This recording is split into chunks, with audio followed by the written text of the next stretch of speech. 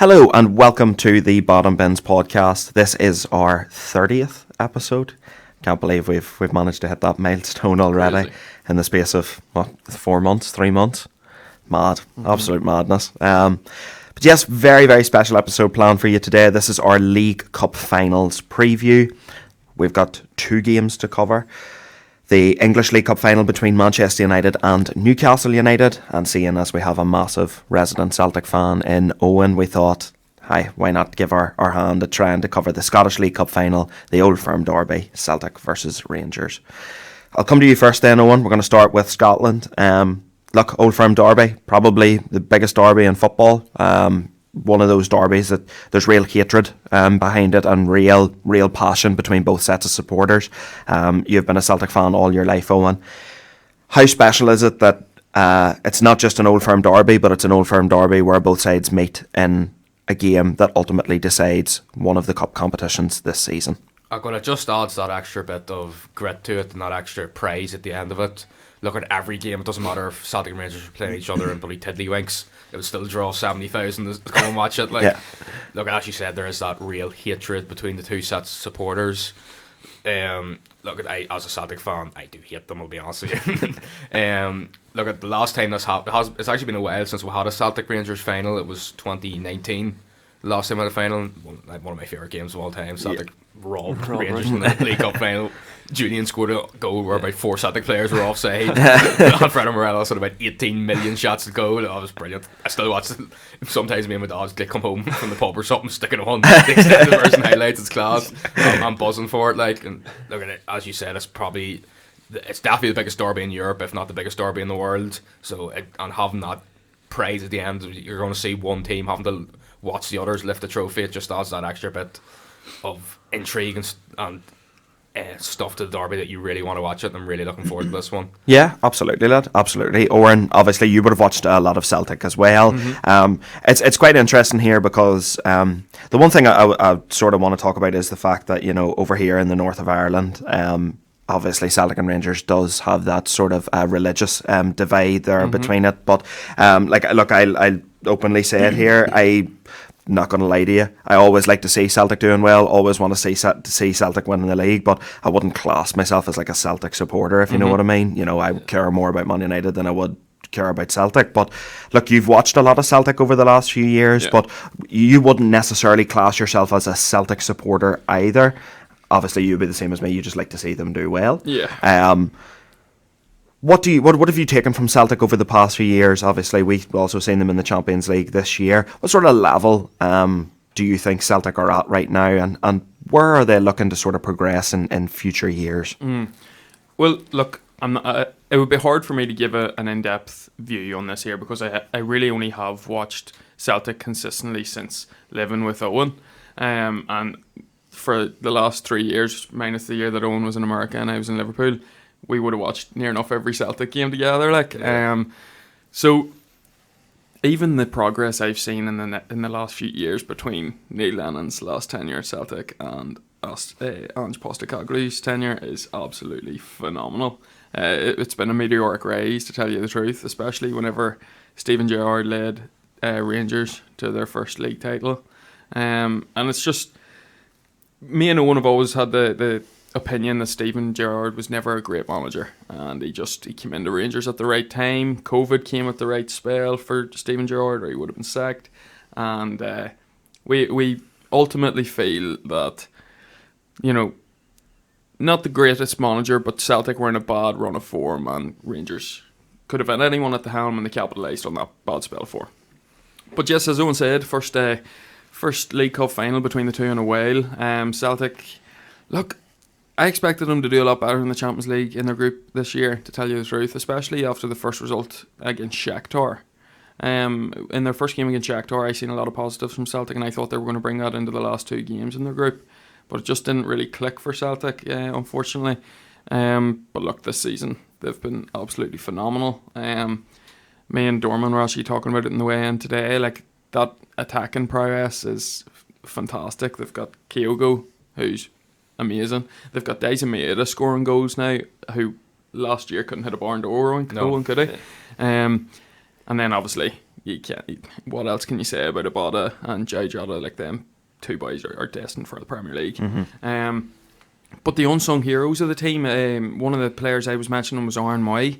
You know, he came into the team, he was always going to be a backup, and now he's making himself a real... Oh, he's fantastic. Since the World Cup, he's been unbelievable. He's a stalwart in that Celtic midfield now, and obviously Rio Hatate, you could put that fella in nets and he'll do a job for you. Very, He'll play everywhere. very talented footballer. So you have to praise Ange Postecoglou for the recruitment, because look, we've said it before, they do spend a good bit of money in terms of the Scottish League. So they might spend 2 or 3 million or 5 to 8 million on players, but they're not going out for the top talents, but they're going out for players that they feel will deliver for the club instantly and for the future. And that's why, with Ange's experience in the J League before coming to Scotland, that's why his signings ultimately have succeeded at Celtic so far. And look, long may it continue. With Ange Postecoglou at the helm, there will be a lot more success for Celtic. It's just whether he could be prayed away to Premier League clubs is my only worry for Celtic in the future. Yeah. Yeah.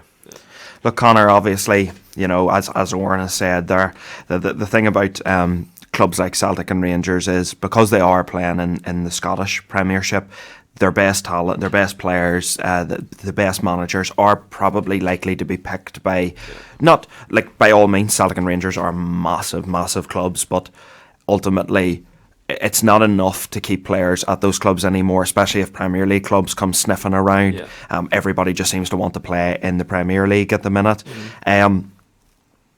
What have you enjoyed about the Scottish League this season? Obviously, look, Celtic far and away clear there at the top of the table. Don't get me wrong, still I know there's still a lot of football to play, but personally I can't see Celtic dropping, what is it, 9 points? 9 points. Can't see goal difference is massive. It's actually 9.5. Really. Yeah. So I can't see Celtic dropping 9 points from now until the end of the season, to be quite honest. But look, as some of us from the outside here, obviously, would you just expect Celtic to beat Rangers, or do you think this game's going to be a bit tighter? I think it's going to be a tight game. Ever since the new managers come in, Beale, Rangers are unbeaten. 13 wins, 1 draw. I know maybe the competition played hasn't been the greatest, but they seem to have improved a lot, because in agreement with you boys, I didn't think Gerrard was a good manager. I think he got lucky, as in he came in at the right time when Rangers were low, so basically anything he done was seen as a positive. Yeah. And he got a lot of time with the COVID, and also because Celtic were so superior, he just got away with,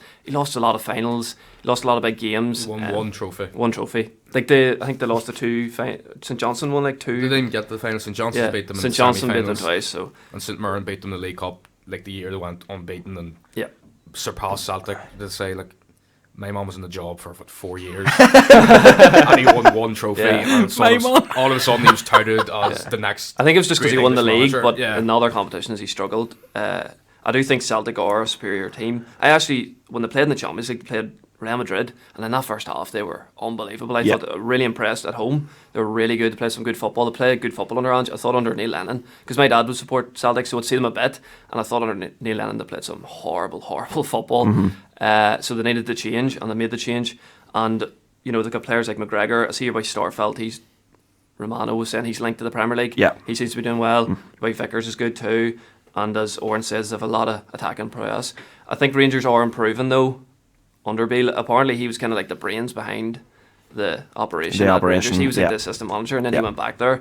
They have a few injuries as well coming into the game, and it seems like their strikers, they're starting Morelos now by the Croatian guy. He's not even starting now. He's like the third choice now for some reason. I don't understand that one, but I actually think it'll be a good tight game, but I would expect Celtic to win, not just because of Celtic, but just because they play such good football, and they do have a superior team, so if they play up to their expectations, they'll win this game. Yeah. Oh, and look, you obviously watch the Scottish League week in, week out. So you do, not that you sit and watch Rangers, but you have to keep a close eye on them, obviously, because they're realistically the only side that are ever going to challenge Celtic for the title. So what have you seen since Beale's come into Rangers then? Have they looked like a better side? Because when Van Bronckhorst was in charge, they were all over the shop. Are they a bit more organised? Are they playing better football now under Beale? They're a wee bit more organised, I'd probably put it. Look, I know he hasn't lost. He's got results. Like the only time he's dropped points is when Celtic drew with them at Ibrox. But Rangers are conceding a lot of goals and relying a lot on late winners. Like I know Celtic done that for years, and Celtic were touted for doing that. But from what I've seen, Rangers, their football doesn't look great. It doesn't look as fluid. The last couple of weeks, the last 2 or 3 games, they've probably played a bit better. But especially in January there, they scraped a lot of results. Like they beat Aberdeen 3-2, they scored 2 goals in every time. That game was mad. They beat Hibs 3-2, scoring late goals. Like they were scraping results. Look, I know Celtic and Rangers, anything can happen on the day. But if you took these exact same players, exact same managers, and play styles and put them in different jerseys, the Celtic team would win that game 10 times out of 10. It's just that emotion and stuff that can come into it. I am confident that Celtic will win this game. I don't think Rangers are playing great football. I think they're conceding goals. I think there's ways at Celtic or at Rangers. Sorry, like if teams like Aberdeen can score twice against you, and Aberdeen are in the doldrums. If teams like Ross County are getting goals, Hibs are getting goals against you, when you come up against that Celtic attack that could be any combination of Maeda, Kyogo, Jada, Abada, James Ford, Stephen, the new signing, like that could completely tear that defence open. Yeah. Like Abada has now made a habit of destroying Border Barisic down that right hand side. I think in the last 3 Rangers games, Celtic Park, Abada's actually scored the exact same goal every time. Owen, look, Owen touched a wee bit on Rangers there, but this is ultimately probably as Owen said, the biggest derby in Europe. Mm-hmm. It is just a massive game. And look, like I said, I don't really watch Celtic, but I would always try my best to watch the Old Firm derby, because it is always a really tight game of football. And as Owen said, anything can happen. But Celtic are coming into this game with a squad that is much superior to Rangers. Some of the, as you've already mentioned, some of the talent within that Celtic side already looks like guys who are ready to make a step up to, say, the Premier League. They have Champions League quality within their side as well. How are you seeing this game going? Do you think this is a walkover for Celtic, or do you feel like it's maybe going to be a bit tighter? No, I definitely don't think it's a walkover, especially after the last Old Firm. Both teams really, it was a gritty match, to be fair. And look, this isn't a much changed Rangers side that got to the Europa League final last year. Mm-hmm. They could have been going into this game as champions of Europe. Do you know what? It could have been very, very different. And Van Bronckhorst may have still been at the helm if they won the Europa League as well. What both of these clubs have, because I don't really want to get into the squad depth because I don't want to sound too biased or whatever as well, but what both of these clubs have is a very, very passionate set of fans. Passionate being one word for it, so let's keep it as passionate. They've both got a passionate set of fans. And I mind seeing whenever Rangers did make that run towards the Europa League final, it was their fans really that were keeping them in the game at extensive periods of every game. And obviously once they weren't at Ibrox, there was a bit more of a struggle. So look, both teams have it all to play for. It's a huge game, not just because it is one of the biggest derbies in Europe, but in terms of bragging rights going into the rest of the season. And we're going to touch on it whenever we talk about United as well. The winning mentality is different. Once you win a trophy, that can shift something like that. If it's Rangers, it could be a lot more beneficial for them in terms of the rest of the season, because it could shift their momentum. And it could shift Celtic's momentum in a deflating way, let's say. However, if Celtic win, Celtic are used to winning. Do you know what I mean? This is a team that are obsessed with winning. Over in the last, say, 2 decades of Scotland, Celtic have been absolutely obsessed with winning. So they're used to this. And if they win, not only do they have the bragging rights of Glasgow and the bragging rights of Scotland, but for the rest of the season, Celtic won't drop another point. Not a chance. Connor, both sides, undoubtedly 2 of the most successful sides in world football. They have won countless numbers of trophies. Celtic are how many trophies behind at the minute, Owen? 4 trophies behind. 4 trophies behind. So, look, the question I want to ask you is, they're coming very close to one another. Celtic, ultimately, it's next season that could catch them if they win everything, isn't it, Owen? If we do the treble this year, if we win the next year's League Cup as well, we'll be level on trophies. Level on trophies, yeah. Well, look, I'll put it to you like this, Connor. Let's say Celtic win the Scottish Cup and the league this year, but they lose the Scottish League Cup final here. Do you think then that, as Owen has already mentioned about mentality, do you think maybe that could disrupt Celtic's season a little bit? Or do you think that, look, Celtic, they're already 9 points clear here at the top of the league. They're probably going to win the league and they'll just move into the Scottish Cup expecting to win it as well? That's a good question. It could, because momentum's a massive thing. So if they could just end their run, like Celtic haven't lost since September to St Mirren. So if Rangers could get that over Celtic, even for next season, could be massive. Because I do think the league is over. 9 points is just too much. Yep. They do play each other twice more, isn't it? Twice more. So you don't know. But I do believe that Rangers do have some decent players, but I just think they're just not at that Celtic level. Celtic have had this team for a few years. They've got the good players in. Like, they've brought this guy in, Rangers, just by Tillman, isn't it? Yeah. He's a good player. He's from Bayern. He's only 20. I think he's one of their top scorers and most assists. He's been very good this season. You know, players like Lundstrom was a good player in the Premier League. Yeah, definitely. You know, but I think this is, it's maybe like a bigger game for Rangers in that way. Like, they need something to put Celtic off, because that's maybe the only way they could catch them. Maybe like a mentality thing. They beat them once, we can beat them again, we can beat them twice, and hopefully they slip up once. But I actually would look forward to this game, because I think it's going to be a good game, because Rangers actually have some good players, but like they've still have got like Alan McGregor in nets, which is just crazy. The man's like 42. Yeah. I know he's not a bad goalkeeper and all, but like Still does the job, don't he still does the job, but like that's definitely still a good crazy. goalkeeper. Like, he's still playing. But they brought in, like, see in January they got like Tom Cantwell in and this guy from like Roskin or something. Oh yeah, I haven't seen him. And they before, both apparently, like, I'm not saying I have not watched much of Rangers, but apparently they have been good for them. Yeah. You know, Beale's going to get more time. He's going to get more players in the summer. It's probably going to take a few years to catch Celtic. Yeah. That's how far ahead they are. But I think it is a bigger game for Rangers. I think they do need to win this game. I know it's a big game for both, but for Rangers, if they want to turn that title, if they want to get a chance at the title, they need to win this game, because maybe that psychological thing, and then the manager could be like, we can beat these boys, and then they play them twice more. Oh, and obviously in terms of both sides and both sets of managers there, you have two quality coaches. You know, it was always touted that Beale was sort of, you know, Gerrard was just the face for the media, but behind the scenes it was Beale doing all the work. And you have Postecoglou, who's come in and just been an absolute revelation. Plays genuinely some of the nicest football that I think I've seen. Definitely in the Champions League this year, when we would have sat down and watched Celtic played some lovely attacking football. And Just couldn't score.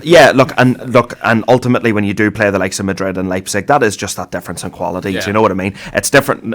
Like, no disrespect to Kyogo, fantastic footballer, but like when it's Kyogo and Benzema, like there's obviously a very apparent gap of quality there.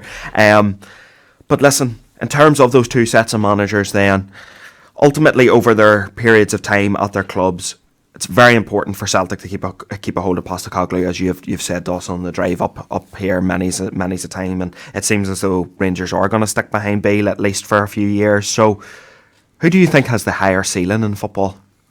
I'm going to have. I know it's going to sound biased, but I'm going to have to say Postecoglou, simply because of what he's won. Everywhere Ange Postecoglou has been, he's won. Mm-hmm. He's managed in Australia. He's won leagues there. He's managed in Japan. He's won leagues there. He's managed in Scotland. He's won a league there. He'll probably win another one this year. Mm-hmm. He took Australia to the World Cup in 2014. It was probably one of Australia's best performances at the World Cup. Oh, definitely. They got the knockout stage in 2006, but on this year. But in terms of actually the football they played some great football in 2014. Mm-hmm. Look, at Postecoglou, I've said this before, and I still maintain it. I think Postecoglou is more important to Celtic than any player in Celtic's team at the minute. Mm-hmm. The difference I feel between the two squads at the minute is Rangers are still relying on a lot of the players that won them that COVID league. The likes of Ryan Kent, Morelos, Connor Goldson, Alan McGregor, Barisic, Orfield. All these players are still in and around the starting lineup. But if you look at Celtic only have two players who've been the strongest 11 who was there before Postecoglou's come in. Mm-hmm. And Postecoglou's made a transfer profit in that time, which just shows how good his recruitment is. And if he is managing the Premier League club where all of a sudden he has 150 million spent transfers, if he's doing this with a 20 million transfer budget, think of what he could do with that kind of money backing him. Yeah. So, like, obviously I know at some point we're going to have to say bye to Ange Postecoglou, and it's going to be a very sad day for me, but I feel Ange Postecoglou has the potential to go right to the very top of management. Could you see him managing in the Premier League then someday? I can definitely see him managing the Premier League. I could see him managing one of the big clubs in the Premier League. Right. Okay. More than I could see him managing like a West Ham or something. I can see Ange Postecoglou's future as like a Chelsea or City or Liverpool type manager. Just the football he plays, his IQ, how well he can adapt. Like when he came to Scotland, he didn't bring over. The only person he brought from his backroom staff was his interpreter when he signed Kyogo. Yes. So he came in, no backroom staff. He made it work the staff that Celtic had under Neil Lennon, which was, like, frankly, just nightmare fuel that season. So that's just a testament to the man himself and the manager and how he gets behind the club. He understands the ethos of Celtic Football Club. He understands the fans. He understands the whole vibe about the place, and he's probably one of the best managers I've seen Celtic in my lifetime.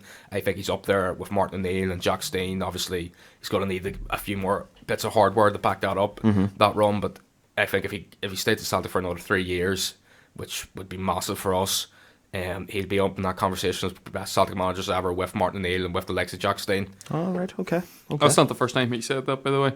Like, as soon as Ange Postecoglou came in, one of the first things someone said to me after a few months of Ange Ball, as they call it, he said, yeah, he's going to manage Man City one day. And he said that multiple times to me. He believes in that much. Yeah. Maybe he is. Maybe he will be the guy that takes over from Guardiola, you know? You don't really let hang out. He plays very good absolutely football. Like, not. he plays good football. No, he does. He definitely does. Like, that's what I mean. I don't watch Celtic, like, but when I did watch them in Champions League this year, they played some lovely football. They were really, really good to watch, to be honest. It shows the faith that their fans have in their manager at the minute. And to be honest, I was always one of these people that was like, I don't know why people watch the Scottish League, like, because it's literally just Celtic or Rangers every year. Like, that was my like interpretation of it. I was always like, I don't know why you would just watch a 2-horse race every year. But when I watched Celtic in the Champions League this season, I was like, whoa, that's some really, really, really good football. Like, some really good football. If you're fit to stick it up to the likes of Real Madrid and all, like, you're a good side, like, a really good side. I mean, we literally just watched a team last night that couldn't keep up with Real Madrid. Smaller club. But that's how they'll get to keep the players as well. If they can continue to be in the Champions League and compete, then you can keep the players because they'll want, and the manager will want to stay as well. I don't know why you wouldn't want to. If you're an attacker, I don't know why you wouldn't want to play for a manager like that. Like, because it is literally just wave after wave after wave after wave of attack. Like, it's really, really good to watch. Look, Postecoglou's goal for Celtic is to make Celtic the likes of an Ajax or a Shakhtar Donetsk or Club Brugge, these teams that are constantly in European competition and constantly competing, that they're like they're the pot 3 team that nobody wants to come out, that they're sitting there watching the draw and they're like, go right, worst case scenario, our group's Real Madrid, Liverpool or City, Celtic, oh for God's sake, how do we get Celtic from pot 3 type thing. That's what Postecoglou wants to build this Celtic team into.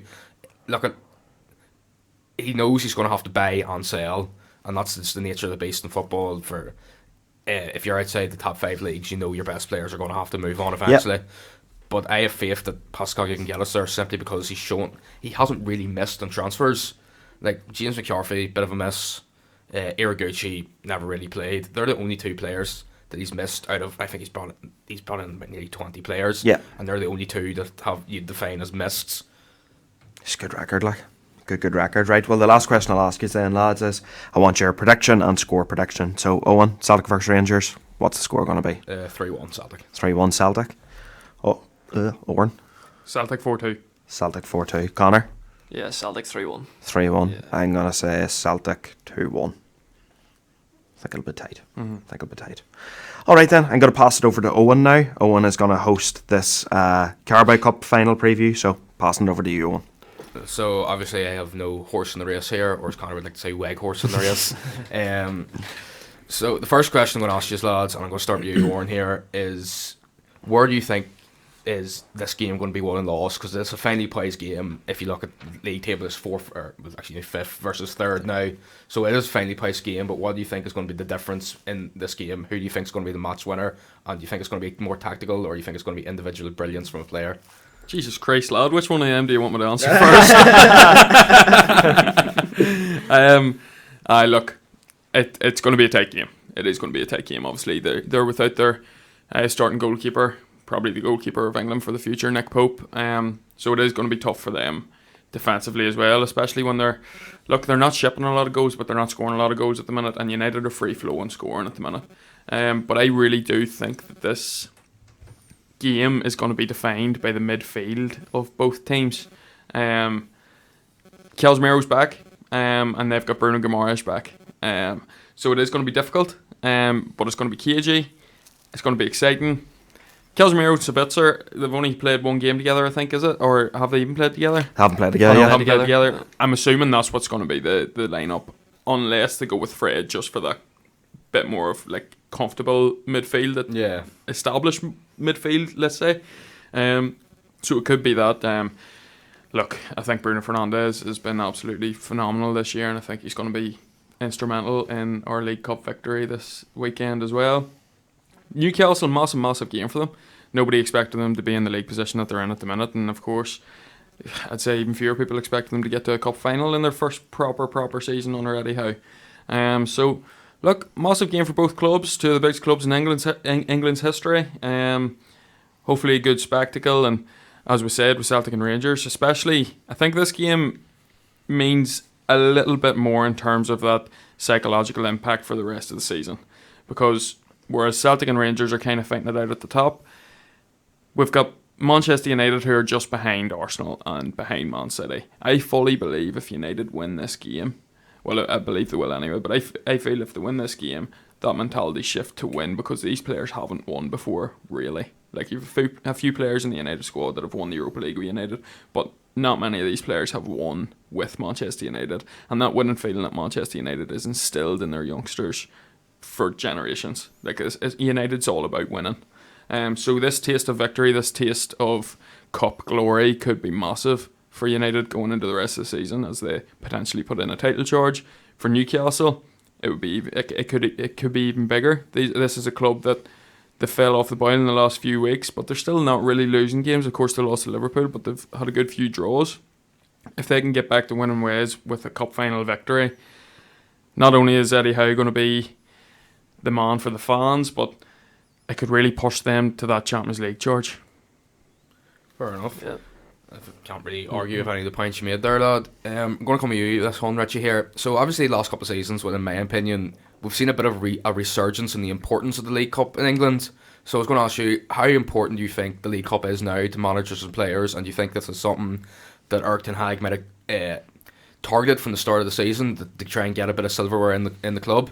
Yeah, I think, look, as football fans, we all have a bit of a laugh and joke at the League Cup sometimes. You know, we do probably call it the Mickey Mouse competition, but look, the way I see it is, you know, Ten Hag said in one of his very first press conferences, you know, you're in 4 competitions, you're in it to win it. You know, you're in every competition to try and win it. And like, I completely agree with Oren. I feel like this for both of these sides here, I don't think it's a real testament to both managers. Erik ten Hag has only been in the job 7 months, and he's come in and he's in a cup final already. Eddie Howe has only been in the job for less than 18 months, and now he's in a cup final already in what you would call his first proper season in charge of Newcastle. So it's a testament to both these managers. They're both exceptional managers, and they've done really, really well with the squads that they have.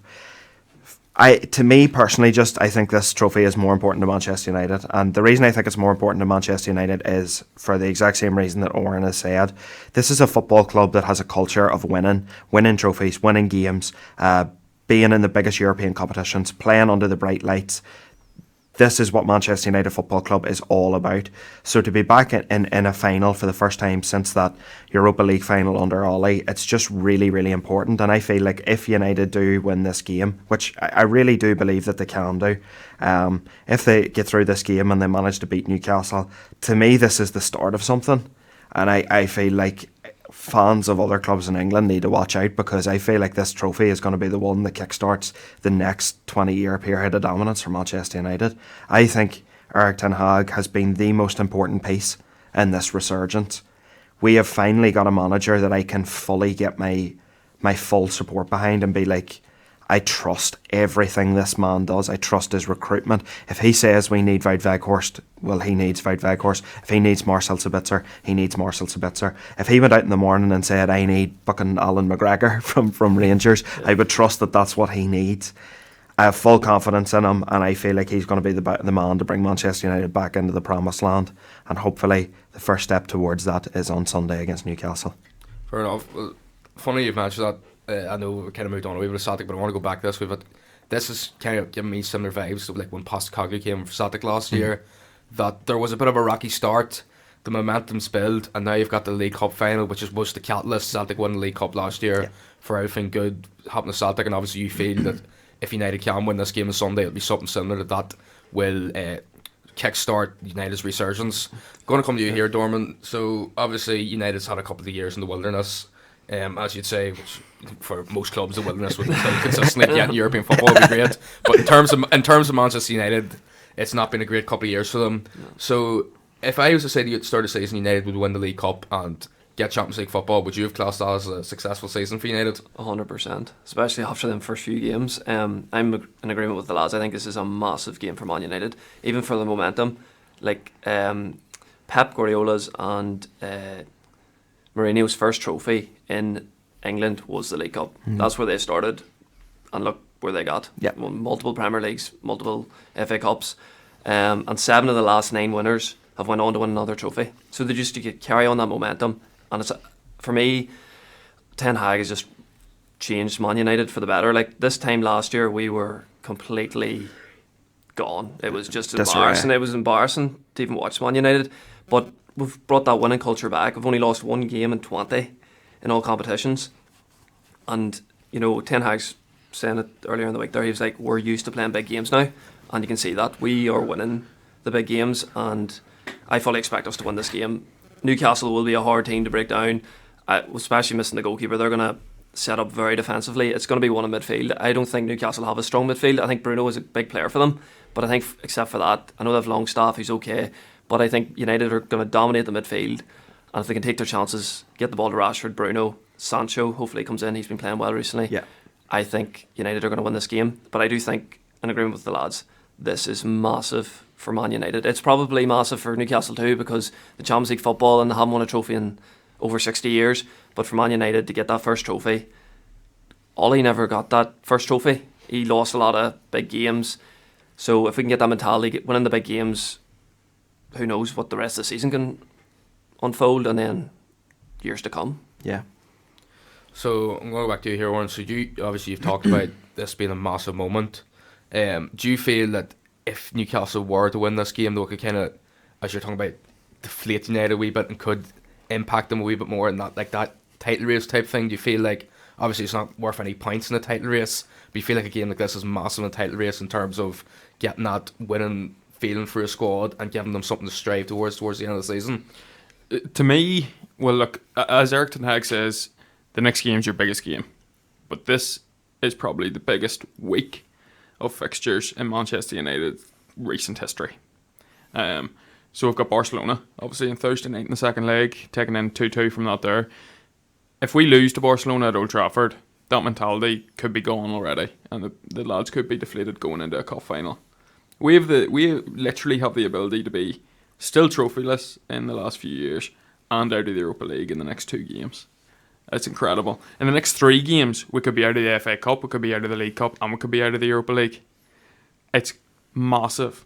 And our next Premier League fixture is against Liverpool, probably our fiercest rivals ever. It's a huge, huge, huge lineup of fixtures for Manchester United. But as the boys have said, and especially as Richie has said, I fully back my manager. I fully back my manager. I do think we could go to any stadium in the world and beat that team, because Eric Ten Hag just knows. He does his research. He knows what tactics to set up for certain players. He knows what tactics to set up for certain clubs. He just has that awareness that we've lacked since Sir Alex Ferguson. Like, obviously, we've had some of the best managers in world football come in after Sir Alex Ferguson, and the likes of Mourinho, and Louis van Gaal, of course. But as we've spoke about many times in this podcast, I always felt that those managers never really adapted their style from when it was successful. This is a man who's currently in a successful spell. He's adopted his style since that Champions League run at Ajax. He's adopted his style from even last year, where he didn't get too far in the Champions League, but he's brought that winning mentality that he had at Ajax into Manchester once again.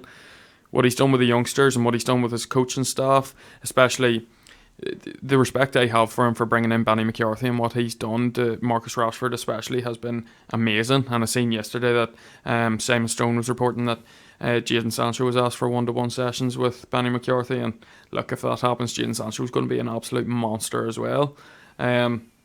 it's huge for Manchester United. That's why it is that little bit bigger for United than it is for Newcastle. Obviously, they'll be pushing for top 4. We need to kind of get off the stigma that, like, we know that Newcastle's not going to be challenging for the title this year, and that's absolutely fine. They shouldn't be anywhere near it, to tell you the truth. But they are, because of their manager and just the way they've instilled that ethos back into the club. But Manchester United are genuinely in a title race. So if we get that winning feeling, who knows what this club could do? Who knows what this team could do under Erik ten Hag this season? Let's not even talk about next season. Let's not even talk about the new seasons under new management, or under new owners, with funds, with everything. As Connor said, this genuinely could be the beginning of a 20-year dominant period for Manchester United. And look, it is scary, but not for us. Fair enough. Yeah, obviously, at the minute, there's a real good feeling about Manchester United. That hasn't been there for a long time. Obviously, the news that the Glazers are all but out the door was obviously going to help that. But Richie, just as a United fan going in here, obviously we're not going to get a massive Newcastle perspective on this game, because these are three massive United fans. You can't expect that from you. But as a United fan, is there any third that particularly concerns you that Newcastle could get at United in this game? Look, the one thing I'll say about Newcastle is they have been absolutely excellent this season. They do not concede many goals. They have the best defence in the league for a reason. Eddie Howe has done a monumental job. And like we keep saying every week on the podcast, you know, for a side that has the billionaire owners, they don't really spend big money. And when they do spend money, they normally spend smartly. The recruitment's been fantastic. Do I think Newcastle can get at and hurt United? Look, they played out a 0-0 stalemate at Old Trafford earlier this season. I didn't think Newcastle offered a lot against Manchester United earlier this season. Thought United missed a number of big opportunities, and realistically that should have been another 3 points on the board for Manchester United that day. I think Almiron's been excellent this season. Bruno Guimaraes, as we know, he is one of the better midfielders in the Premier League. Really, really good at sort of controlling the tempo of a game, and obviously can break lines for them too. Joe Linton has seen a massive resurgence in his career as well since Eddie Howe has come in. Has looked like a different player. I think Isak's hurt again. Wilson, can they rely on him to get at United? I don't know, Owen, to be honest. It's a very interesting question. Maybe I am being a bit biased here, and I'm just looking at it from one point of view. But I just do think United are the superior side, to be completely honest. Could be completely wrong after Sunday, obviously. You know, if Newcastle do manage to beat United, but I don't see a weakness with United at the minute. Whether it's Wan-Bissaka or Dalot that starts at the right back, I think they comfortably lock up St Maximin. Whether it's Shaw or Malacia at left back, I think they comfortably lock up Almiron. And if it's Varane and Martinez at the back, I don't think Wilson or Isak gets a sniff, to be completely honest. We have the best holding midfielder in world football that sits in front of that ridiculously good back four and solids it up. I do think he'll go with Fred, just for that more comfortable midfield. I don't think he'll want to throw Sabitzer and Casemiro into a game together straight away, especially one that's as big as a cup final. I think the question that should be asked is how do Newcastle contain Manchester United, because we have the best player in the world right now in Marcus Rashford, and God forbid any defender that's playing against Marcus Rashford at the minute, because they're just in for an absolutely torrid time. Really important game. Just going back to the question you actually asked Owen, if United lost this, would it deflate their season? I don't think it would deflate their season, because the good thing about cup finals is if you win them, there's positive and lessons to be learnt. But if you lose them, there's also lessons to be learnt too. There's always that mentality thing when you lose a cup final as well. You can sit the boys down and go, do you want to feel like that again? Do you want to experience the type of hurt, the type of pain that you're feeling right now? So I think in both ways, don't get me wrong, I don't want to be on the losing side, but even if United are on the losing side, there are still lessons to be learned. They've done well to get to the cup final thus far. They've been absolutely excellent in the league this season. This is the first time in about 6 or 7 years as a Manchester United fan that I have actually been happy, and not waking up every week going, geez, are we going to be mediocre this week, or are we going to look like Man United again? For the first time in about 6 or 7 years, I genuinely couldn't be happier right now. I love my football club again. I love the players. I love my manager, and I really do feel like United's going to win this game on Sunday. Fair enough. Yeah, as you said, there's a really great feel-good factor about United at the minute. You're starting to see a few old AIG jerseys starting to crawl out of the woodwork from a few people who haven't put them on in a while. So, Dorman, obviously Newcastle pride themselves in their defence and keeping clean sheets, and obviously a massive part of that's Nick Pope, who isn't going to be involved on Sunday. So how important do you think that's going to be, hurting Newcastle's chances, as missing Nick Pope for this game? Oh, massive. I think he's been the best goalkeeper in the Premier League this season. His shot stopping, and he's kept 12 clean sheets. He's a big part of why Newcastle have conceded the least amount of goals in the Premier League. I think this game's actually come at the wrong time for Newcastle, because their momentum's kind of gone. They've drawn a lot of games. They've just lost at the weekend to Liverpool. They did show fight in the second half, but we've seen how bad Liverpool were the other night. Liverpool are not the team they were. Losing Pope's just going to be massive. That's not what you were saying last night. Yeah, I thought Liverpool, Liverpool were back. So I said 2-0 up and Dorman comes into me. Liverpool are back, he says. They were 2-0 up, but listen back to the podcast the other day. Yeah. I'm talking about last night, 2-0 up, and you came into me. No, I said maybe Liverpool are back. Oh, I didn't say that. I didn't hear maybe. Okay, fair enough. No, but it's come at the wrong time for Newcastle, I think, and United are just flying at the minute. And the only weakness maybe would be a set pieces, because Newcastle are very strong from set pieces. The tall players and Trippier can cross the ball. That's the only way I can really see Newcastle getting at United.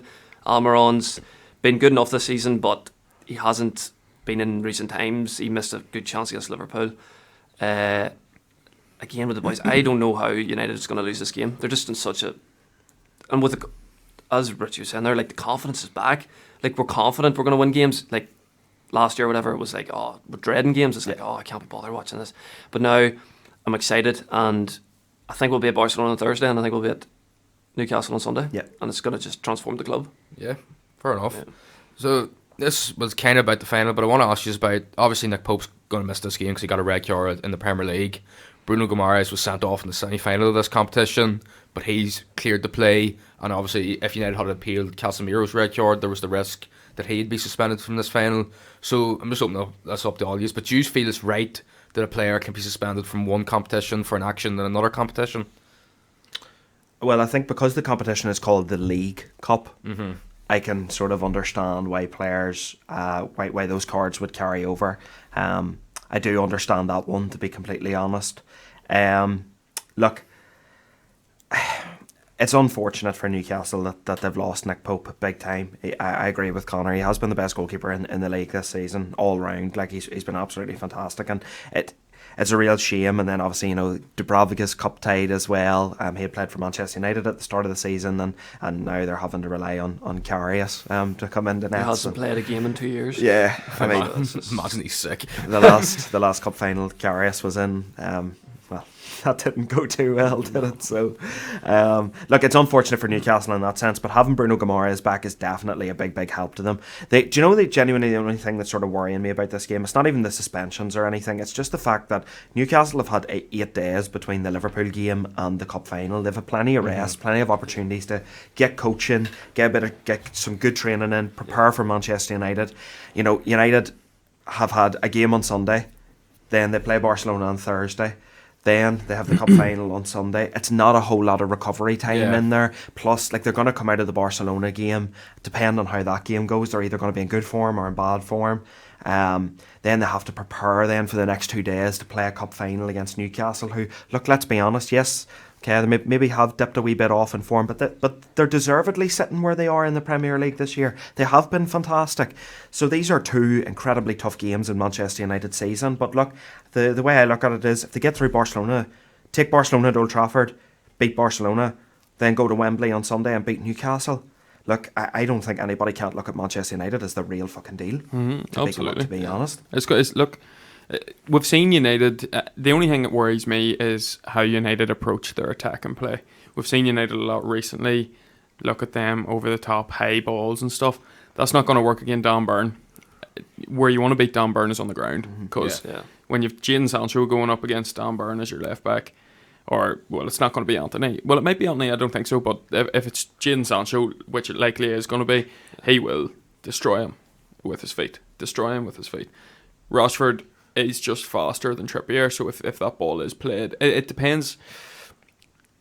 It just does depend how they approach their attack and play, because it could be one on the wings. I know we've said it could be one in midfield, but it could be one on the wings. But as the boys have said, and I know we're probably not giving Newcastle the credit that they deserve, but it just Manchester United have been more impressive throughout not just this campaign but the entire season, and it just does look like the tides are turning for Manchester United once again. And as I said to Richie yesterday on the parlay preview that we done, the boom is back. Listen, Newcastle had it squeaky in those 2 legs against Southampton. They did. Southampton did make it difficult for Newcastle. Yeah.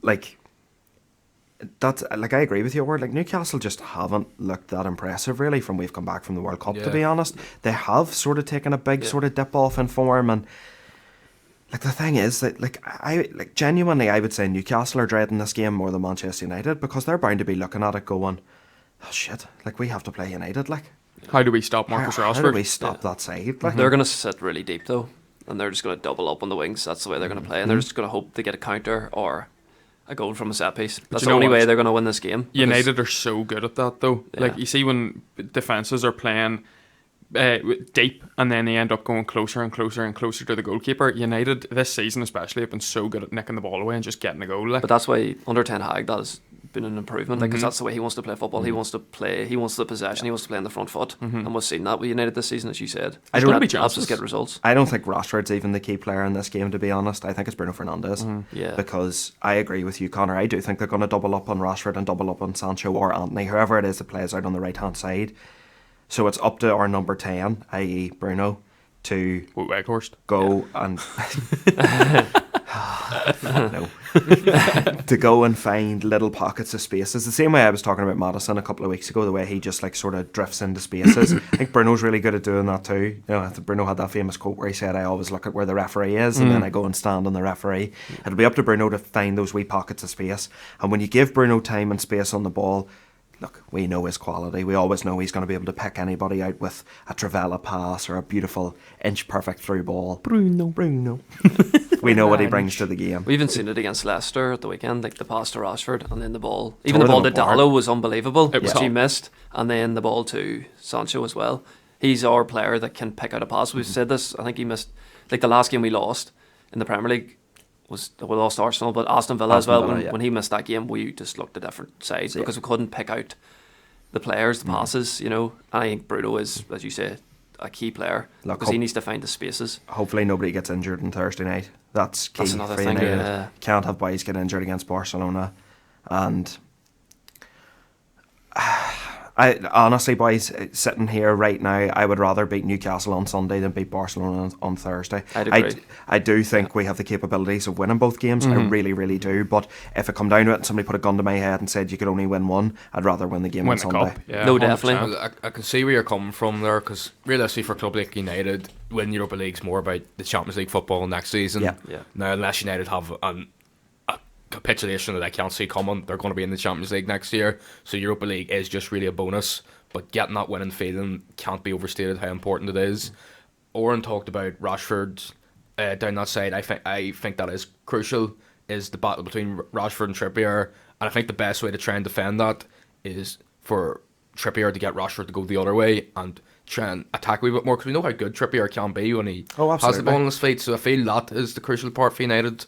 But uncharacteristically for me, I actually do think United is going to win this game.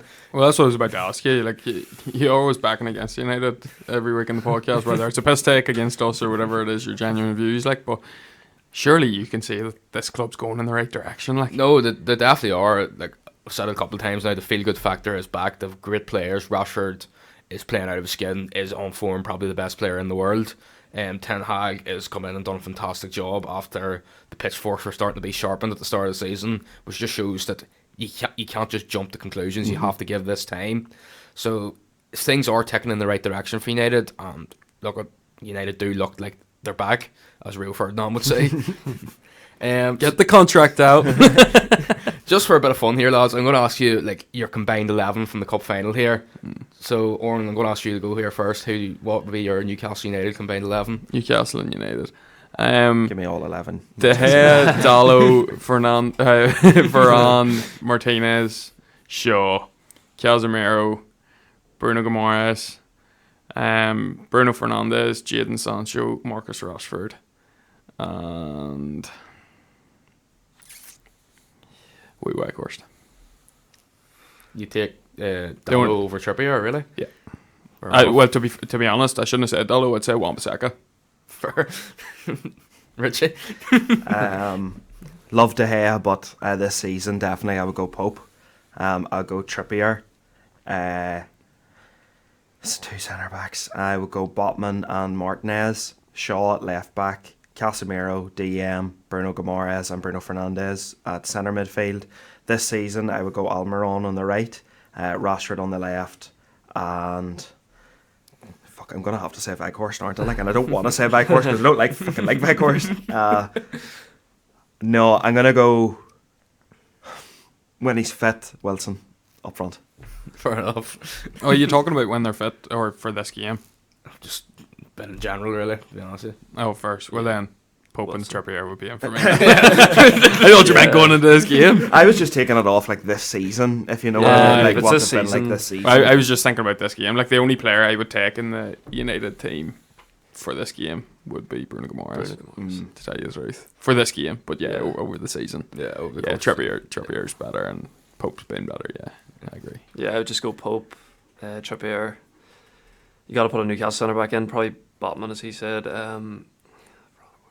Martinez probably be more consistent. Who Martinez or Varane doesn't matter. You doing a Shaw. spell over there? No, I was just whispering myself.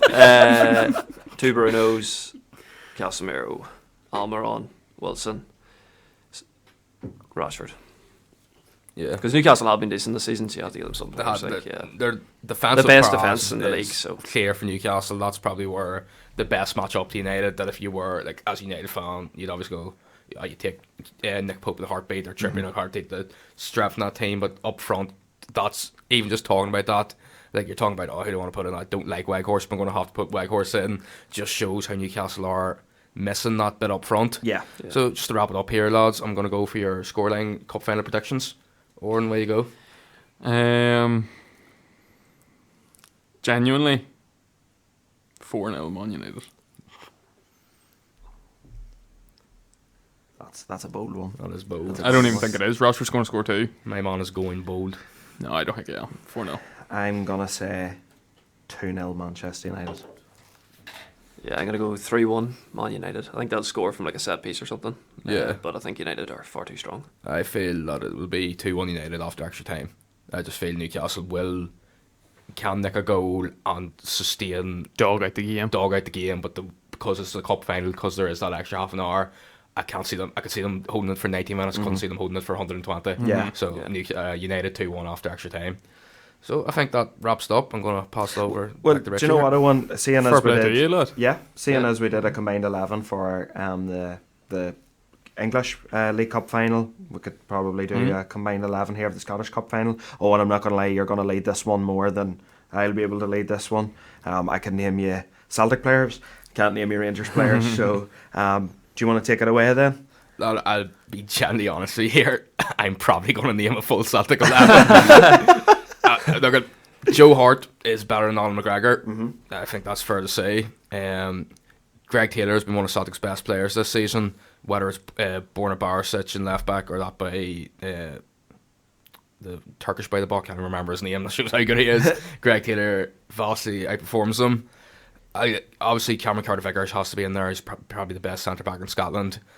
I would want to take Starfelt, but I'll throw them a bone. I'll put Connor Goldson in there. I would say the only one that's not really debatable. Well, the only Rangers player you could actually put in is Tavernier. Tavernier, probably. Yeah, to be Yeah, honest. yeah, Look, I would like to make a case for Alistair Johnson, but obviously Tavernier has done it for a longer time. I think he's a bit defensively suspect. I actually do think that's one of Celtic's best avenues is Mieta against Tavernier. 3 in midfield. Rio Hatate has to go there. He's the best player in Scotland. He's been fantastic the last couple of weeks. Against Aberdeen there at the weekend, he was just piss taken. Like, Yeah. You're gonna have Rio Hatate in there, then take your pick between Aaron Moy or McGregor. Matt O'Reilly on the other side, and obviously Callum McGregor's nailed on. Oh, well, McGregor has to be on it. Callum yeah. McGregor's nailed on. What about Lundstrom? Does he play in midfield for He Rangers? does play in midfield. Like, he's Premier League quality Yeah, that way, he's- like, you know. I think he's rating he's been decent this season. He's good and he has a shout, but I know I'm the best head on me, but I think Aaron Moy has been Much different better. gravy for Celtic Yeah. since he's come back from the World Cup. Aaron Moy escapes being the best player in Scotland, and which is annoying him because he keeps getting man of the matches and he hates doing interviews.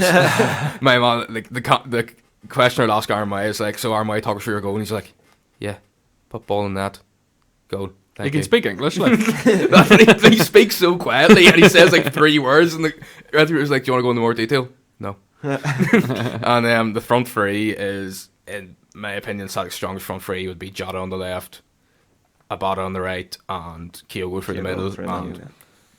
This is the best front three in Scotland. Alfredo Morelos on his day is an okay striker, but his day just doesn't seem to come anymore.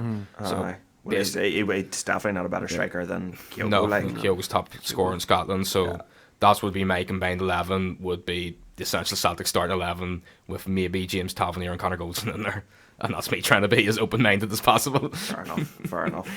Well, look, I think that'll do it for this League Cup final preview episode. Thank you so much for listening. We hope you enjoyed. Apologies to Newcastle fans if we didn't talk your team up too much. You just have 3 very very excited Manchester United fans for Sunday's game, and I'm not apologising to any Rangers fans, to tell you the truth. So moving it on then, lads, that'll do it for this week's episode. Thank you very much for listening. As always, find us on the Parlay Sports app. That's PRLY Sports on the Apple App Store. Follow our Twitter, Instagram and TikTok. It's at Bottom Bins Pod for all 3 of those. And if you haven't already, our latest Premier League episode is out and up already. So please give it a listen if you haven't already. As always, keep it bottom bins. Keep it bottom bins. Keep it bottom bins.